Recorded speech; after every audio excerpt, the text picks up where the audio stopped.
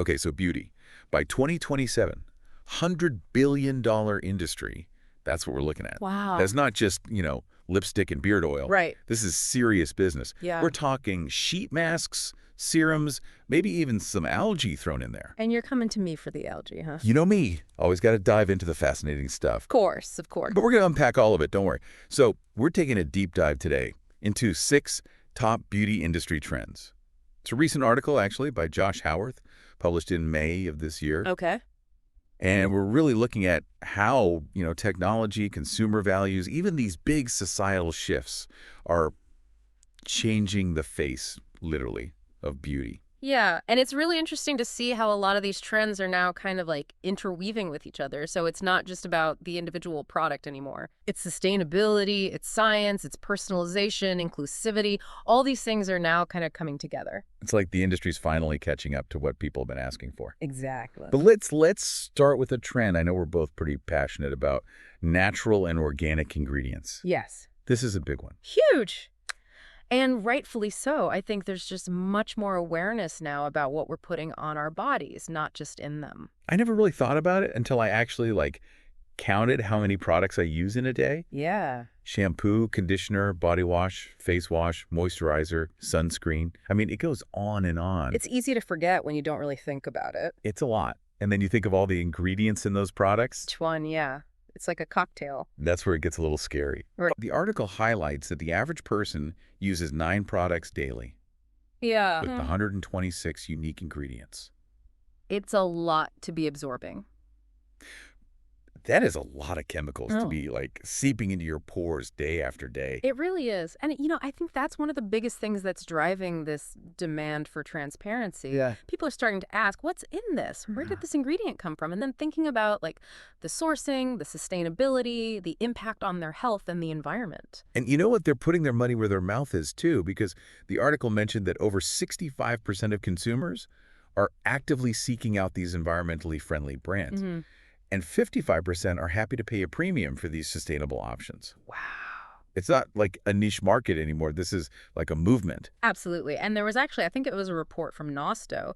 They found that 68% of people look for products that have that clean label. Yeah. And 59% are influenced by terms like natural and organic. So these aren't just, marketing buzzwords. They really do drive purchases. And the momentum is incredible because sustainable skincare searches have skyrocketed 100% in the past 5 years alone. Wow, that's huge. So this is not a fad. No, This is fundamentally changing how we see beauty and how we consume these products. it really is. And even, big retailers are taking notice. Oh, yeah. I think Walmart just recently launched a clean beauty section. They have 900 products. They're all free of those questionable ingredients like formaldehyde and PFAS. So, if Walmart's on board, Yeah, Walmart's doing it. it's a big deal. It's mainstream.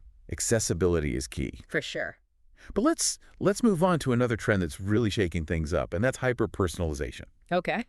Get this, 71% of consumers now expect a personalized shopping experience. Wow. It's like those curated Netflix recommendations, but for your skin. Right. And it's not just about finding the right product for you. It's like you get a say in what actually goes into the product, and Yeah. that's where it gets really interesting. Totally, it's like that bespoke suit that's tailored to you, but for your skincare routine. Exactly. And some brands are already doing this really well. Yeah. The article mentions Pro's Hair Care. Okay. They have this crazy 25-question quiz. Wow. They analyze over 80 factors from your hair type, scalp condition, even your zip code, to take into account the local climate. Right? Wow, that's impressive. And then they create these custom shampoo and conditioner formulas just for you. That's amazing. Yeah, they're really tapping into that desire for those tailor-made solutions. Mm-hmm.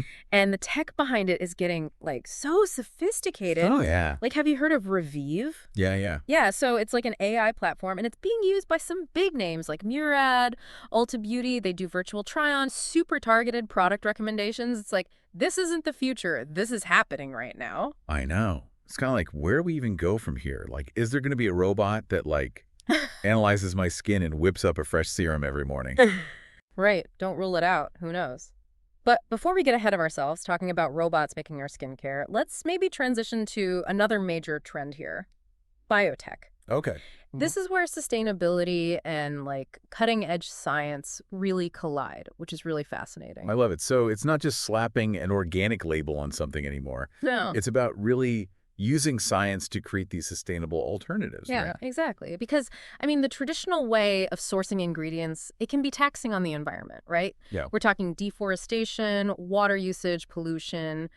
Biotech really offers a way to kind of circumvent those issues. So we're not depleting resources. We're like finding these smarter, more efficient ways to kind of bottle nature's power. I like it.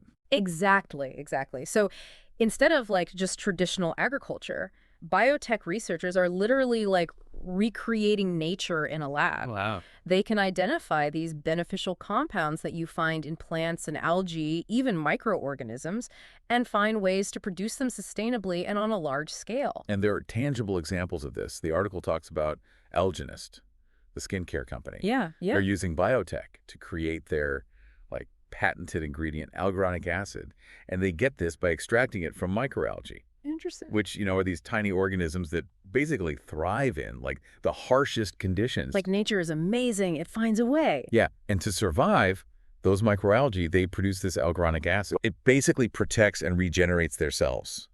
And Algenist has figured out how to replicate that process in the lab, turning algae into like anti-aging serums. It's so That's cool. pretty incredible. It's like turning lemons into lemonade, or I guess in this case, algae into like a Yeah. glowing complexion, right? Right, right, exactly. And it works. I mean, their research shows that algoronic acid can boost overall skin health by like 51%, Wow.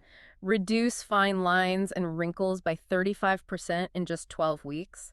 Wow. So it's not just like a gimmick. It's really like showing the power of what biotech can do while minimizing environmental impact. And I mean, Algenist not alone in this. No, not at all. The article also talks about Evolved by Nature, and they Oh. have this ingredient called activated silk 33B, and it's made from peptides found in silk protein. So again, kind of sounds very sci-fi, but for those of us who like don't speak science, what does this actually do? Okay, so basically it acts as a replacement for all of those petroleum-based ingredients that you commonly find in skincare, like silicones, acrylates, things like that. So they found a way to basically have this natural alternative that's still effective. Okay, so it's a win for the planet and it's a win for our skin. That's what I like to hear. Exactly, a win-win. Yeah, so it strengthens the skin's barrier, improves hydration, protects against all that environmental damage we're constantly bombarded with. I love it. It's a great example of how brands are really like looking at nature and saying, okay, how can we make this sustainable but also super effective? Yeah. And it's encouraging to see like the big players getting involved in this, like Unilever, for instance. Right. The article mentioned that they're partnering with Geno, Yes. which is a biotech firm, Yeah. and they're using fermentation to create these sustainable surfactants, which are in like a ton of personal care products. Yeah, it's a key ingredient. So it's a sign that this is becoming like a viable solution for the entire industry, not just like these small niche brands. Absolutely, yeah. It's becoming more mainstream. Right.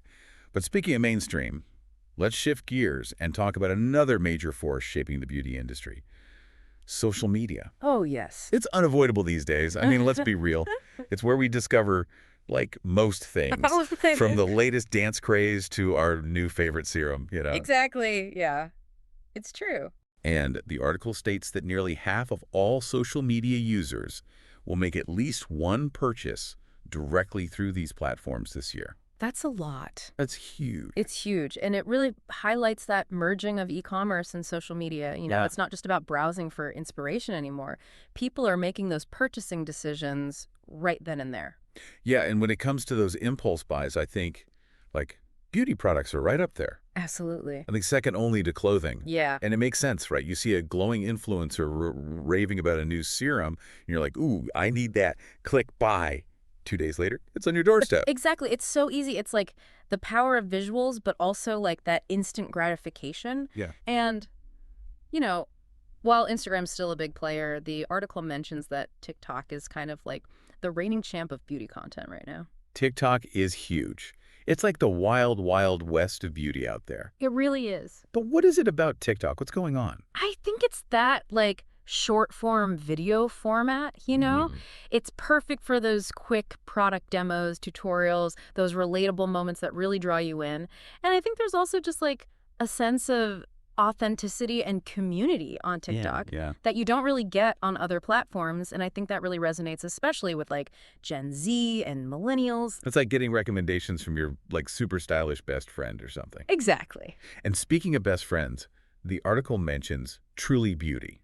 Oh, yeah. They are crushing it on TikTok. Crushing it. 2.3 million followers, millions of views on their videos. What are they doing right? They're really smart about like tapping into trends, using user-generated content. Like they understand that those shareable bite-sized videos, that's what performs well on TikTok. So you don't need like a massive marketing budget. You just need to kind of understand the platform, understand your audience, create content that really like works for the space. Exactly. And that authenticity is key. Like even though influencer marketing is still huge, Oh, yeah. the article emphasizes that it's really about genuine engagement now, Yeah, not just like chasing follower count. right. Remember that example we were talking about earlier, soft services? Yes. That micro-influencer who just posted organically about their products. Exactly. And then, like, sales went crazy. It just highlights the power of like word of mouth. Even in this like age of sponsored content, you know, people can spot a disingenuous recommendation. Totally, yeah. It's like we see right through it. So it's a good reminder that, like, building that trust should be at the core of any social media strategy. Yeah, You know? absolutely. Yeah. But let's move on to a trend that I'm personally very excited about. Men's beauty. Yeah. It's time to ditch that, like, outdated notion that skincare is just for women. Right. It's 2024. Come on. Exactly. And the numbers are proving this. The men's beauty market is projected to hit $110 billion by 2030. That's huge. That's massive. This isn't just a trend. This is like a cultural shift that's happening. Yeah, it really is. And even TikTok knows. The hashtag men's skincare has over 1.9 million views. Wow. It's not just about like looking good. Hmm. It's about self-care. It's about confidence. It's about feeling your best. It reflects that broader movement, too, of men embracing self-care. Right. Like challenging those traditional masculinity norms. And, you know, the beauty industry is responding because we're seeing more products designed specifically for men, which is great. Yeah, it's no longer taboo for like guys to have like a dedicated skincare routine. Right. And we're seeing all these brands pop up. The article mentions Atwater with their very like minimalist approach. Yes. And then like Manscaped, which kind of started with below-the-belt grooming, but now they have a full-blown skincare line. Right. So it's interesting, like you see these different approaches. Yeah. From like very simple solutions to like the more specialized needs. Totally. Mhm. But let's move on to a trend that honestly it's long overdue, but it's finally getting the attention that it deserves. Diversity and inclusion. Yes. And this is not just about like checking boxes, you know? Yeah. This is about recognizing that beauty comes in all shades, all shapes, sizes, identities. Exactly. And it's about representation, too. Yeah. Like actually seeing yourself reflected in the products that you use, in the faces that are representing those brands. And while we're starting to see some progress, the article points out a really frustrating disconnect. Okay.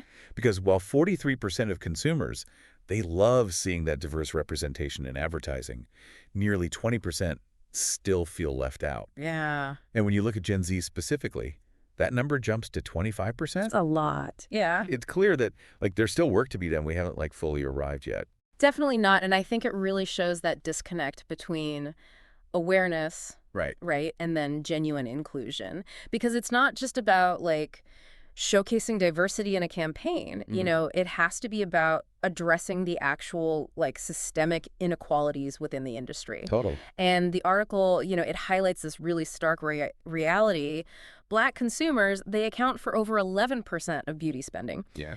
But Black-owned brands, they only represent like 2.5% of industry revenue. The huge gap. It's huge and it just speaks volumes about the need for greater investment and support. Totally, yeah. But we are seeing some like really incredible brands emerge. Like, have you heard of Ami Cole? I have, yeah. They were highlighted in the article.